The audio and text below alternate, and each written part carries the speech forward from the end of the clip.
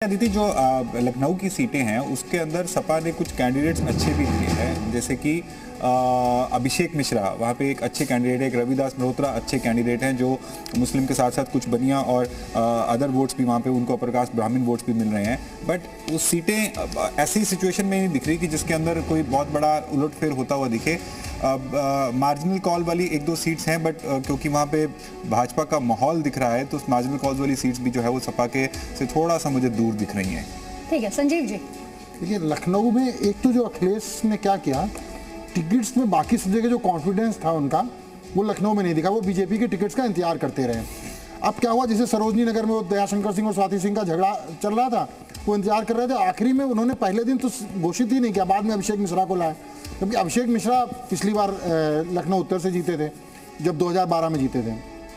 ऐसे ही अब एक पूजा शुक्ला को एक बड़ी संघर्षरत लड़की थी जिसने बड़ा लड़ाई करी, पूरे 5 साल लड़ाई की और संघर्ष किया, उसने उसको टिकट दिया था, उसको लेके भी बड़ा वहाँ विवाद चल रहा है और पूजा शुक्ला की टिकट पे भी अभी खींचतान मची हुई है।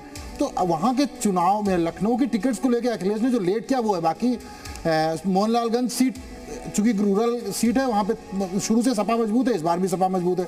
ये बात सही कह रहे हैं कि रविदास मल्होत्रा अच्छा चुनाव लड़ सकते हैं, लेकिन चूंकि वो पूरा राजनाथ सिंह का भी उसमें स्टेक लगा हुआ है, तो राजनाथ सिंह का स्टेक है लखनऊ में। लखनऊ को सिर्फ अखिलेश की सीट से नहीं, लखनऊ की जब हम डिस्कशन कर रहे हैं तो राजनाथ सिंह का स्टेक वहाँ सबसे ज़्यादा है।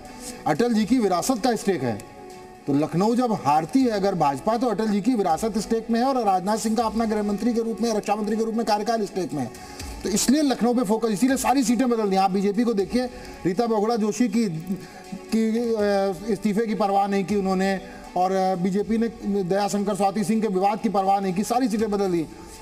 आईपीएस अफसर ने इस्तीफा देके ज्वाइन किया। तो ये जो बदलाव है वो सिर्फ इसलिए है कि अखिलेश ने थोड़ा लेट किया सीट्स में, बट फिर भी लड़ाई वहाँ रोचक होगी। इतना वॉकओवर बीजेपी को मुझे लग रहा नहीं मिलेगा वहाँ पे। तो आपको लग रहा है 2 सीटें से ज्यादा जीतेगी समाजवादी पार्टी? संक्षेप में ये नहीं कह सकते, लेकिन वॉकओवर नहीं होगा। ठीक है शंभू जी, जल्दी से एक कमेंट आपका लेंगे, उसके बाद अपने दर्शकों को बताएंगे रीजन वाइज किस तरह की तस्वीर हमारे फाइनल ओपिनियन पोल में। जी सर। देखिए, लखनऊ राजधानी है और जो जिस तरह से वहाँ बीजेपी भी नहीं गंवाना चाहती कोई सीट और ना ही अखिलेश यादव गंवाना चाहते हैं, फिर भी ये जो आपका फाइनल ओपिनियन पोल है वो 7 और 2 बता रहा है कि 7 जाएंगी बीजेपी के खाते में और 2 जाएंगी अखिलेश जी के खाते में। तो मुझे लगता है कि हो सकता है इसमें थोड़ा फेरबदल भी हो, समाजवादी पार्टी 1 आध सीट और ले ले, इतना नहीं कहा जा सकता। लेकिन जो मोहनलालगंज और जो वेस्ट सीट बताई जा रही है वो निश्चित तौर पे लगता है कि अखिलेश यादव इस लड़ाई में जमे हुए हैं और योगी आदित्यनाथ की पूरी ताकत के बावजूद